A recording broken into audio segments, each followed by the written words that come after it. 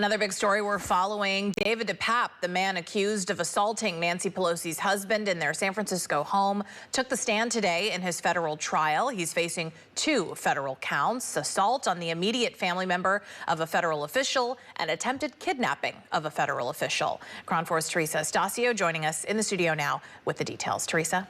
Well, DePape confessed that he went to the Pelosi's home to talk with then Speaker Nancy Pelosi about the presidential election.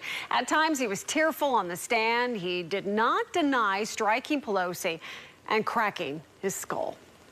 Several times during his hour-long on the witness stand, David DePape wiped away tears as he attempted to explain why he went to the Pelosi home in San Francisco last October.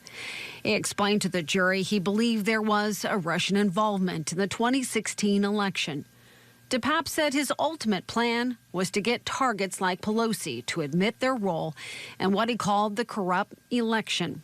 He said he planned to wear an inflatable unicorn costume and upload his interrogation of her online. Defense made a lot of promises to the jury about Mr. DePape's mental state, and I think they needed to put him on the stand to demonstrate, almost as if he was an exhibit in his own trial, his mental state now and at the time of the assault on Paul Pelosi, because his mental state is so critical in this case. Legal analyst Stephen Clark is a former prosecutor and current defense attorney. He says while putting DePape on the stand might have been risky, he also says that it helps the defense with their case. It was important for the defense to say not only is he suffering from mental health issues, but he is remorseful and he gets it that he committed a violent act, and apologizing to the jury is never a bad idea. And I think that was helpful to his case because this was a vicious attack. DePape's testimony came a day after Paul Pelosi called the attack traumatic. Pelosi said that he was awoken by a man yelling for his wife, Nancy.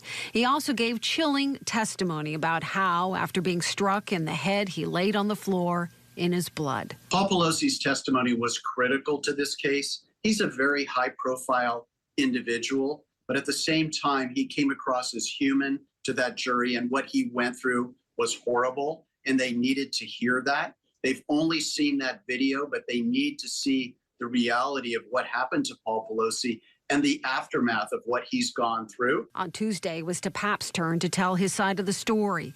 His testimony also included how watching YouTube videos about former President Donald Trump swayed his opinions.